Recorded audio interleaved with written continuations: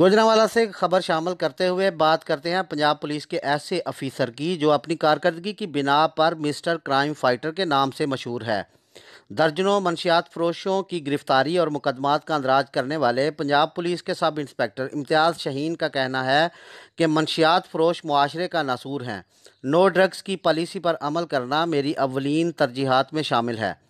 آپ کو تفصیلات سے آگاہ کرتے ہوئے بتاتے چلیں کہ S P civil line Asad Rehman, S D P O Gujranwala cantt Khalid Gujjar اور ایس ایچ او تھانہ اروپ انسپکٹر سید زاہد حسین شاہ کی زیر نگرانی انچارج پولیس چوکی Alam Chowk mister crime fighter sub inspector Imtiaz Shaheen کی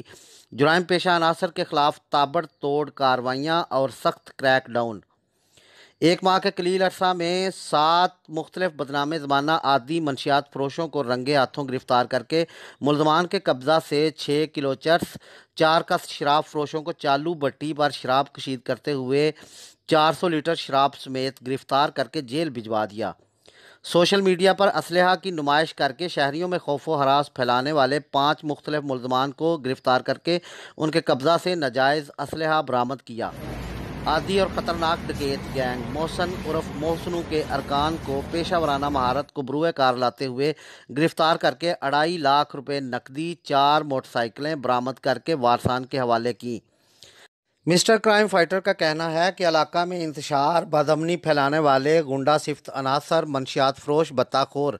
غرض کے کسی بھی قسم کے جرم میں ملوث کوئی بھی شخص قانون نافذ کرنے والے اداروں کی نظروں سے چھپ نہیں سکتا۔ رپورٹ کیمرہ مین ٹیم کے ساتھ